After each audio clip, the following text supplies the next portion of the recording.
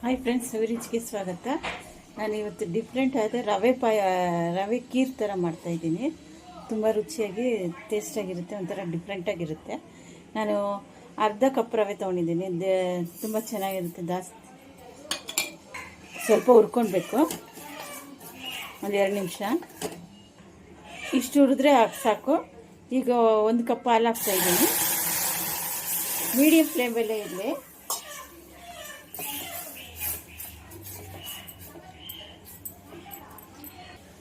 ಸಕ್ಕರೆ ಹಾಕಬೇಕು, ಒಂದು 4 ಟೇಬಲ್ ಸ್ಪೂನು.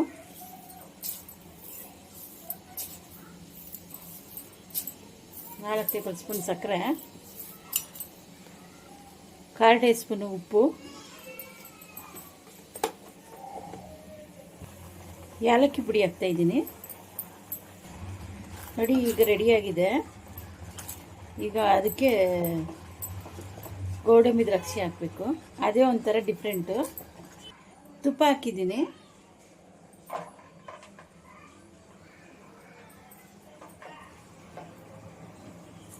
ಸ್ವಲ್ಪ ಗೋಡಂಬಿ, ಒಂದು ಅರ್ಧ ಈರುಳ್ಳಿ,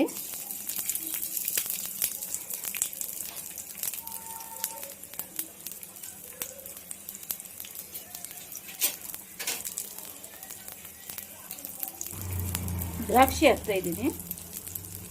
ಸ್ವಲ್ಪ ಫ್ರೈ ಮಾಡ್ಕೊಳ್ಳಿ, ತುಂಬ ಟೇಸ್ಟ್ ಕೊಡುತ್ತೆ.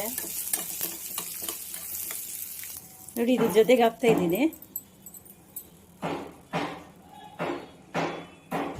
ನೋಡಿ, ತುಂಬ ಟೇಸ್ಟಾಗಿರುತ್ತೆ. ನೋಡಿ, ಡಿಫ್ರೆಂಟ್ ಆದ ರವೆ ಕೀರ್ ರೆಡಿ ಆಯಿತು. ತುಂಬ ಟೇಸ್ಟಾಗಿರುತ್ತೆ. ಇದೊಂದ್ಸರಿ ಟ್ರೈ ಮಾಡಿ. ಈಸಿಯಾಗೂ ಇದೆ.